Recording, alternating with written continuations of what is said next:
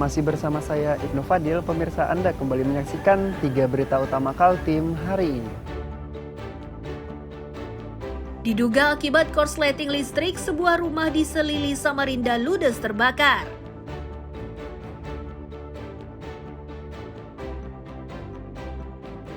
Sebuah mortir sisa peninggalan zaman perang ditemukan warga Balikpapan di pekarangan rumah.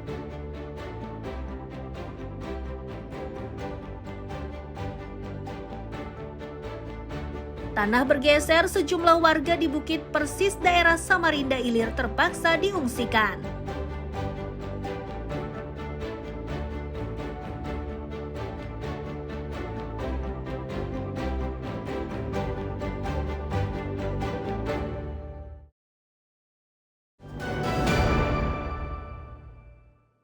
Kalau begini warga saya di atas ini bisa berisiko.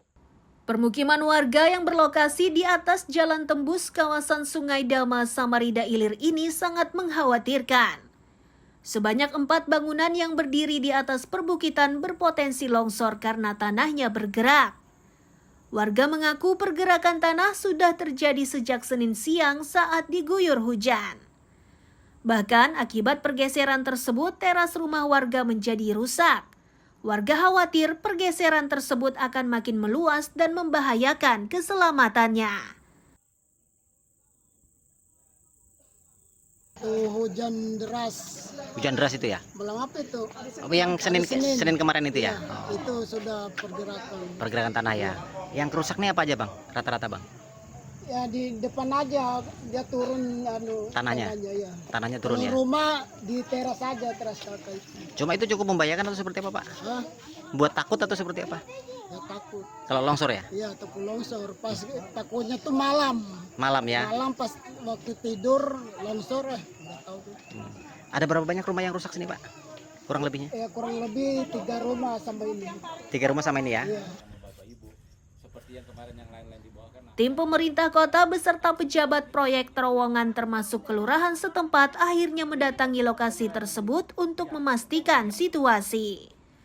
Setelahnya mereka meminta warga agar segera mengungsi karena kondisinya sangat membahayakan. Kalau diminta ke persetujuan Ibu saja, mudah-mudahan Ibu setuju. Jadi perlu disampaikan 3 rumah ini ada 4 rumah ya. 4 rumah ini posisi berada di atas tunel terowongan. Jadi kondisi 3 rumah ini sudah sangat memprihatinkan. Jadi akan disewakan rumah sementara sambil menunggu proses pencairan.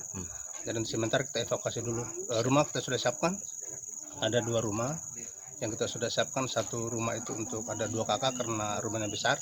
Terus ada satu kakak.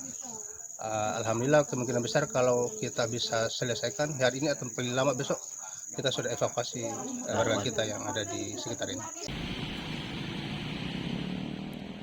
Tanah lereng kawasan terowongan atau jalan tembus di Jalan Sultan Alimuddin, Samarinda Ilir ini ambrol Senin 13 Mei 2025.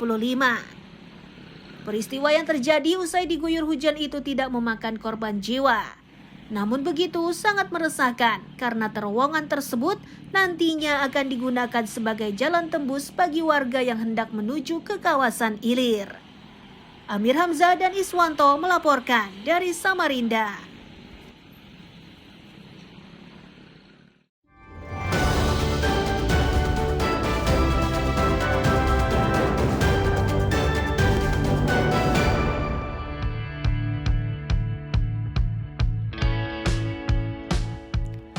Ratusan peserta didik dari 14 taman kanak-kanak di Tarakan sangat bersemangat saat mengikuti simulasi ibadah haji.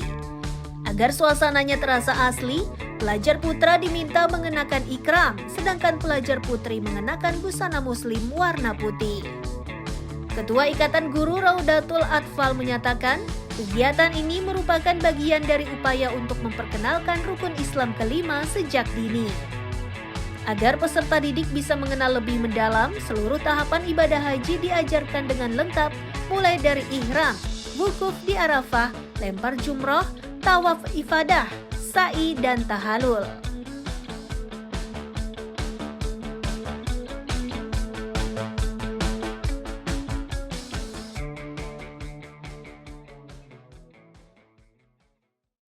mengenalkan rukun Islam sejak dini rukun Islam yang kelima sejak dini untuk anak-anak supaya mereka lebih semangat lagi ke depannya untuk naik haji gitu, untuk bisa menabung haji. Apalagi di Indonesia itu kan antrinya panjang kali lebar ya. Kalau misalnya sejak dini ditanamkan tentang semangat berhaji itu akan lebih, mungkin ke depannya anak-anak akan lebih semangat lagi untuk menabung. Kalau tahapan simulasinya sama seperti saat kita melaksanakan ibadah haji di tanah suci, Bu ya? Betul, semaksimal mungkin kami melaksanakan seperti itu.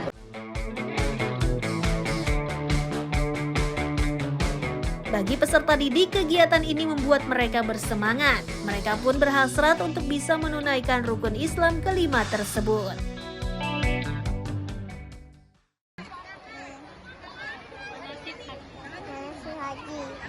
Kakak senang kak? Senang. Nanti mau naik haji enggak? Mau. Manasik haji yang digelar di halaman Masjid Baitul Izzah ini berjalan aman. Seluruh peserta didik bisa mengikuti rangkaian manasik dengan lancar. Amir Hamzah dan Mustafa melaporkan dari Tarakan, Kalimantan Utara.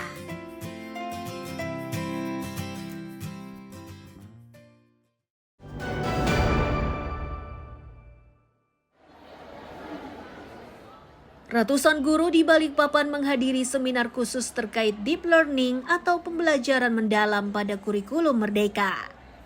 Kegiatan tersebut berlangsung di Gedung Kesenian Balikpapan Kamis siang. Kepala Bidang PAUD Disdik menyatakan metode deep learning ini menuntut para guru agar bisa memberikan materi kepada peserta didik secara lebih mendalam namun tetap ramah anak. Melihat tadi sudah sampaikan Pak Lim juga di dalam gejala yang ada. Aplikasinya sebenarnya implementasinya sama dengan program Merdeka Belajar.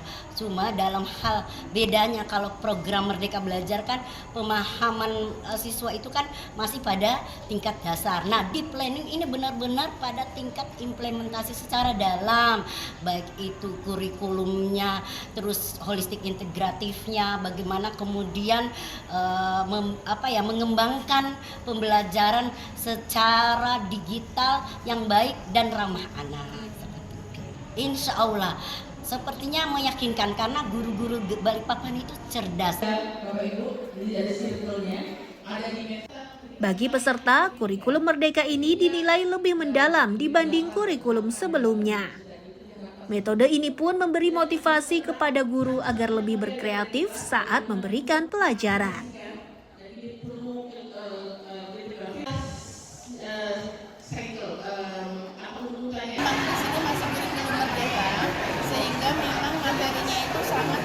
Mendasari anak-anak dari dasar, dari awal masuk, dari bagaimana menerima mata pelajaran, bagaimana endingnya dalam pembelajaran itu, sehingga guru benar-benar harus mempunyai motivasi yang sangat tinggi sehingga bisa diimbaskan ke anak-anak.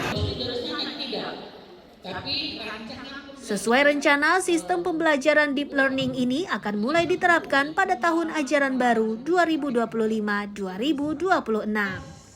Amir Hamzah dan Riani Mantini melaporkan dari Balikpapan.